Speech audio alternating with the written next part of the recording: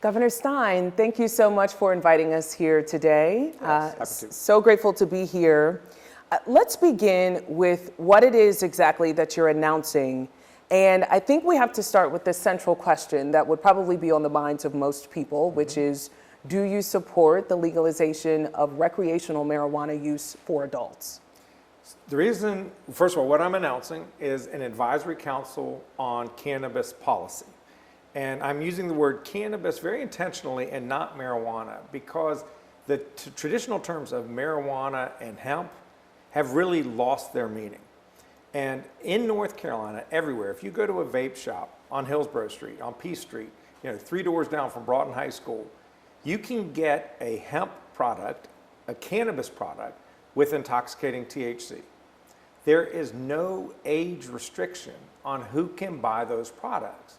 What I want to do is make sure that we have a smart, sound policy response to what's going on in the real world. We've got kids able to buy intoxicating cannabis, THC. We've got adults buying it with having no idea what's in that product. There are no labeling requirements. We have no idea what the concentration of THC is. So to answer your question fundamentally is, I believe adults should be able to choose what they want to do, but they need to have information, they need to be protected, and the public needs to be protected. The public gets protected in a number of ways. It starts with keeping kids. Kids need to be out of these shops. If you are not 21 years old, you should not be buying intoxicating THC. That is my firm belief, and that is not the law today in North Carolina. But we also have to make sure that the public is protected. That if people are out there driving and they're high, law enforcement needs to have the test to know whether this person has committed a crime. Right now, with alcohol, it's pretty easy to determine if somebody has alcohol in their system when they're driving badly. With marijuana, it's very difficult. So we need to invest in the equipment for law enforcement to be able to ensure that the public is safe, because today, they're out there high with products that they bought lawfully at a store, and we have no way of enforcing the law against them. Okay, so you said a whole lot there. I want to make sure that I'm splitting this up in parts because it's really important. You talk about, you called it the wild, wild west. So many other people also think that right now it's so unregulated, it's a chaotic market, but I want to take it piece by piece. So do you support, again, the legalizing recreational marijuana use for adults? And is there a certain age where you think that that should happen? Yeah, so I'm just going to set marijuana aside, and I'm not trying to be oppositional because marijuana and hemp have no meaning in today's world. It's all cannabis. Cannabis is the plant that has both of these traditional products. I believe that adults should be able to use cannabis with intoxicating THC if they want. So yes, I do support that. But what I really support is making sure that kids cannot buy it. And by law, today in North Carolina, they can. That is absolutely unacceptable to me. We have to do a better job protecting our kids, but we also have to do a job protecting adults who are purchasing this, because we have no idea. There's no independent lab requirement. There's no labeling requirement. There's no requirement that they say what concentration of THC there is. That's the critical amount. How much THC is in these products? No one knows. Explain the landscape now. I think a lot of people just don't even understand the difference between cannabis. You have hemp-derived THC. You have obviously THC that's in marijuana, which is illegal in North Carolina. So what's your understanding of how the system is working right now and what's legal for both children, because anyone can get hemp-derived THC products, and adults? Yeah, so historically, you have cannabis, and the difference between hemp and marijuana was what was the concentration of THC in the plant. If it was above 0.3%, it could get you high. That was marijuana, that's illegal. If it was less than that, and I think it was 2018, the US Congress said hemp is legal as long as it's in a lower concentration. But what the industry did is they took that 0.3% concentration and took it out of the plant and put it in the product. So now you have a product with a whole bunch of other stuff in it that adds the weight. And if you have 0.3 of that, the amount of THC in the product will get you high. And that's what's for sale on street corners all across North Carolina. So it's no longer relevant. Do you call this marijuana? Do you call it hemp? Will it get you high? Is it an intoxicating amount of THC? And what I want to do is bring order to this market because, like you said, it is the Wild West out there. The idea that we have a system where this product, which is a drug that can get you high, is for sale out there without any restrictions on how it's sold, to me is insane. With alcohol, I believe adults should be able to drink alcohol if they choose. But we have a system that ensures that we're protecting kids. You cannot be under 21. You have to be 21 or older to buy alcohol. You have to go to a special store. You have exactly knowledge about how much proof, what is the alcohol proof of this product? Is there any other ingredient in this product? All of this is known. We need to have something similar that protects the public when it comes to THC. And that's what I want to bring order to the Wild West that is North Carolina. I mean, it's really ironic that in some ways, the most liberal pro-marijuana adult use state in the country is North Carolina. It's not Colorado. It's not Massachusetts. It's not these states that legalized it and then created a regulatory structure to sell it. It's North Carolina where we have no rules whatsoever. That is unacceptable. Isn't the legislature supposed to be the body that creates these rules around this? Yeah, and they've been wrestling with it for a couple of years. You've had the House that's been trying to wrestle with the vape shops. You have the Senate that's been looking at the issue of medical marijuana, and they've been in conflict. And so part of what I want this advisory council to do is to get all of the stakeholders around the table together, Republican and Democratic legislators on the House side, Republican and Democratic legislators on the Senate side, public health folks, public safety folks. We want everybody to come together to say, what should it look like in North Carolina? I think that anybody who looks at what's happening in North Carolina who really understands it, and a lot of people, to your point earlier, they have no idea. Just go into a vape shop, ask the clerk, what product will get me the most high, and they will give you something. And it would get you high if you were to take it. So that's not acceptable. So if we don't accept the status quo, what do we want the reality to actually be? And that's what this advisory council, I hope, will help us to answer. You know, we reported on a case in Granville County where 4 children bought 4 vaping products right next to their middle school. The products tested over the legal limit for THC. We went undercover last year, purchased what was being branded as legal products. So they're stating that they are legal products. 80% of them were over the limit for THC. I mean, is there anything that you can do within your power now as governor to regulate this? The challenge is, what the industry will say is, it was higher concentration THC that will get you high, but it wasn't above the level when you take the whole weight of the product. A brownie is a very heavy thing, heavier than a leaf. So if you have 0.3% or more in a leaf, it's pretty easy to determine, yeah, that's above the legal limit. But if you have 0.3 THC in a heavy product, they will say it's a legal product because it falls within the federal law. What I want to do is to set aside the limits, this 0.3 and sort of this myth of what's hemp and what's marijuana, and just realize that these intoxicating THC products are there and come up with a system that has structure, that has protections, that keeps kids out of the store, that lets adults know exactly what it is they're purchasing, and that generates revenue so we can deal with the public health and public safety consequences. You know, if we're going to start enforcing our driving while intoxicated or while high laws effectively, we need to give state crime lab a lot more money. And we need to give law enforcement who are out on the roads enforcing the laws more resources. That takes revenue, and that's what some of this revenue can go towards. So you mentioned a couple states that you said right now our system being so unregulated, we are worse, or more depending liberal. on more liberal. Some people would say worse, but more liberal. Worse. I agree, worse. Than other states like Yes. Colorado and Washington, Yes. which have legalized recreational marijuana. That's what they describe it as, so Yep. that's how I'm going to describe it as Yep. well. Have you seen any states or cities that have legalized marijuana or THC to a certain level that it could serve as a model for us in how to regulate products here? I've been to a few states. I haven't purchased it anywhere. I'm aware of how different states have wrestled with it. I've heard from regulators that the states that start with a medical marijuana system and then come later with an adult recreational use system end up having pretty irrational systems, because the regulatory regime for one is very different than the regulatory regime for the other. And it ends up people making weird decisions. In Maine, what I have been told is that people end up buying their marijuana for recreational use from the medical system, because there's no sales tax on the medical system. And all they do is get an easy to fill prescription from somebody who then they go and get it for cheaper.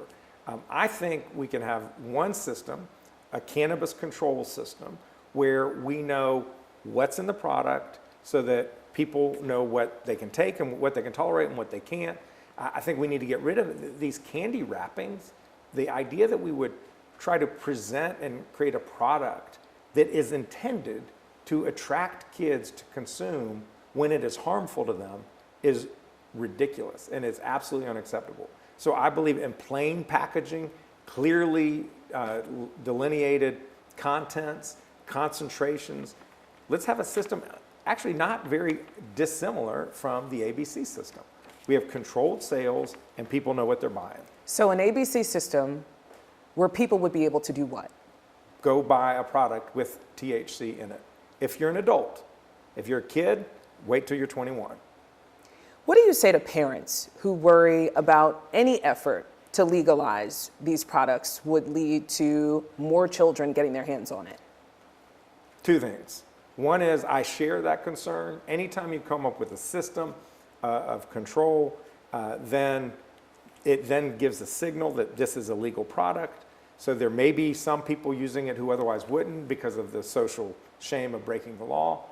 But I'm really concerned about the status quo. You know, when we outlawed alcohol consumption didn't go away. It just started existing in an illegal framework. I want to make sure that we bring this into a regulated system where people know what it is they're buying. Let's talk about how realistic it would be for the General Assembly to adopt any recommendations that come out of this advisory council, because you served on Governor Cooper's criminal justice task force. I interviewed you back in 2020. Yep. And I remember then you were talking about the complexity of legalizing marijuana use, recreational marijuana use, possessing small amounts. But you all did recommend decriminalizing possessing small amounts of marijuana. How did you all come to that, and where did that effort go? Yeah, basically it was a realization that there are a ton of adults who use marijuana. And my view is, if you are an adult and that's the choice you want to make, you should be able to make that choice legally. There are over 300,000 North Carolinians who have a criminal record for simple marijuana crimes, possession or drug paraphernalia. That is an anchor that they are carrying on their shoulder for the rest of their lives, because when you go to apply for a job, you have to declare your criminal record. When you go look for an apartment, they will ask for your criminal record. It ends up being a real barrier for people's successful participation in life, and I don't think that's right. I don't think because you as an adult want to smoke marijuana, which again, I'm now falling victim to my own rule, which is to say don't call it marijuana anymore, but you as an adult want to take intoxicating cannabis, THC, that you should have a criminal sanction. And so in my view, we should be decriminalizing it. Well, I want to go to the next level where if you use it, it's not a crime at all. But for people who have this criminal record, we should have a process to expunge those criminal records so that you're not hampered for what is a product that today is available down the street. This is a change, though, from in 2020, because I asked you directly in 2020 if you agreed with legalization, and you said it was too complex, but you did believe that decriminalization would be the fairest approach. How did you change? If you go on any street, around any high school, or any college campus, these vape shops are proliferating like mushrooms. They are everywhere. So the proliferation is so much greater today than it was 5 years ago we live in a changed environment. And so I'm reacting to reality. The reality is intoxicating THC is widely, almost universally available in North Carolina, and there are no protections for our children, and there are honestly no protections for our adult users because they don't know what's in these products. They come from who knows where. And what I want is for any product that is sold in this state, for the adult who purchase it to know what's the concentration, what are the contents, what am I taking? Okay, so let's talk about, again, that task force recommendation from 2020. You presented that to I'm sure, the legislature. We did. Where did it go? They didn't take it up. Why would this effort be different? Because the world is different today in 2025 than it was 5 years ago. Because these vape shops are everywhere. Because there are story after story of teenagers, just like you described, buying these products, consuming these products, and having terrible physical and psychological responses. A young man who went to college with my sons had a psychotic episode based on what he had consumed from these stores because you don't know what's in them. And I don't want to live in that world. What are parents telling you about their concerns with, you said, a vape store popping up on every corner? They don't like it. They don't like the fact that a 15-year-old can go in there and legally buy these products today. And they want some order brought to the chaotic reality in which we live. Medical marijuana, we have seen that effort fail time and time again in the legislature. Not quite sure where it's going to go this session, but it's still being proposed and it seems to continue to face roadblocks. How can you encourage lawmakers to see your point of view, that this is something that's affecting everybody and that this is something they should adopt? Well, part of it is just the public education. And so, Lena, thanks for covering the story. I don't think a lot of people really appreciate what's going on. And that's why I'm saying go to these stores and see what's there and your jaw will hit the table. So I think part of it is making sure that the legislature does know what's in fact happening. But that's why I'm bringing in folks from both parties, both chambers, so we can have a shared understanding of what is happening, a shared appreciation for how other states are dealing with it, and then a shared strategy of what North Carolina should do. And that's what this advisory council is about, is how do we get from here to a better place? You have the indigenous group from the Cherokees also included on this council.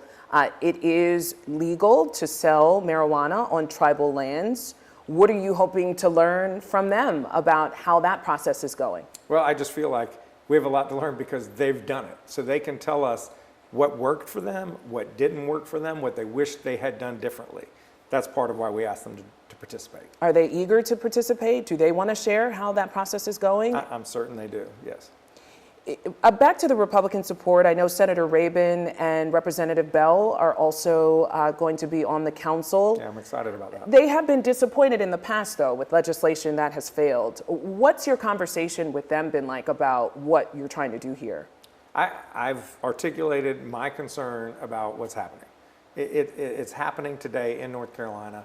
Let's have some system that makes sense. Now, they may have different approaches, but if we hear the same information and the same reports on what other states are doing, we may all come to the same conclusion. It may be that we're at loggerheads and we can't break the logjam, but that's not where I hope. I hope that we all decide to come up with the same approach and then we can create some momentum and energy behind that. Because there is the potential that maybe Senator Rabin thinks legalizing THC use for adults that don't need it for medical reasons, that's too far. How are you, are you just going to look at a range of, recommendations? How will that process work? And what's the timeline are you thinking on that? Yeah, well, Senator Rabin will decide for himself after taking in all this information what he thinks is the right course. I have my own views. I'm sure pretty much every person has their own views on these matters. I hope the one thing that we can all agree with is that the status quo is unacceptable. And if you agree with me that it is wrong for kids to be able to go buy intoxicating THC in child attractive candy packaging, then we've got to do something. You mentioned expunging the records of people who had small possession of marijuana. Can you do that now? Do you have that within your power to do now? We actually are looking into this question about what is my authority for expunging under my pardon and commutation authority, and so that's something we are looking at.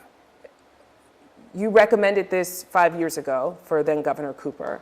Is this a priority for you? Because a lot of people would be thinking, if there's going to be any legalization effort, I still have this on my record. I've been convicted. I can't get a job. It's difficult for me to get a home. So this could change their lives if you're able to do that. Is this a priority for you to commute those sentences? If we can get the legislature to deal with and address and authorize adult use of these intoxicating THC products, then it would absolutely be a priority for me. That would have to happen first. Maybe. We just have to look into all these questions. That's why I'm looking for advice. We intentionally named this an advisory council. I do not have all of the answers. I have some philosophical views on matters, but there are real complicated practical implications of every decision you make. And so what I want to do is have a lot of really smart people with a very diverse array of perspectives to help inform what makes the most sense for North Carolina. Final question for you is around the law enforcement component of this. From what I've been reading, and I've been reading a lot about this, it seems like it's up to the discretion of prosecutors at this point, whether they even want to prosecute small amounts of marijuana. So if you live in one county, you may be prosecuted for possessing. If you live in another, you won't be. It's up in the air. How difficult do you think that is for prosecutors, that because it's not decriminalized statewide, that it's just up to them? And do you think that should change? Should there be a uniform system? Well, I do believe that prosecutors should have discretion in terms of addressing crime in their communities, because they have limited amount of resources, and they have to ask themselves and be answerable to the public, am I using my scarce resources most effectively to keep people safe? But to your question about uniformity, I do believe that we would be advantaged if law enforcement knew, hey, these intoxicating THC products, they're legal as long as they are sold in this regulatory environment. Alcohol, again, if you wanted to get a still in your house and make liquor and start selling it to your friends, that is still a crime, even though alcohol is legal to purchase and drink in North Carolina. And so I wanted to just have a system that if you buy it through this normal system and you know exactly what you're buying, you know what its concentration is, then you can be comfortable that you will not be arrested no matter what county you live in.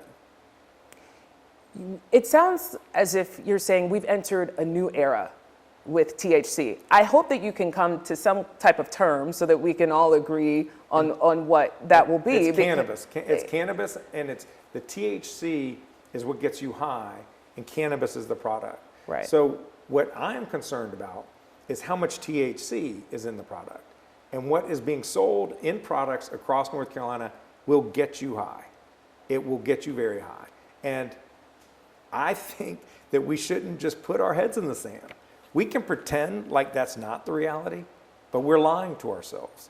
And the fact that there are no legal restrictions that protect our children in terms of the packaging, the advertising, the flashing lights, the concentrations, the age restrictions, that is unacceptable.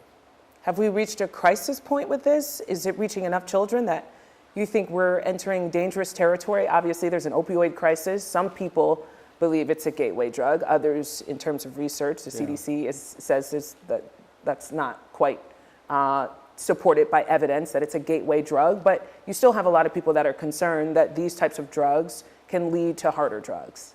Yeah, I am concerned about kids taking drugs. I just don't think it's a good idea. I don't think it should be legal for them to go buy it. I think that they should be kept out of the vape shops by law, enforceable against the license of the retailer. So I think we can do a lot more to protect young people, and that's what's driving a great deal of this effort. Anything else you'd like to say about this, Governor Stein? I think not. Thanks, Lena. Thank you. Thank you for your time. Good luck with this. Thank you.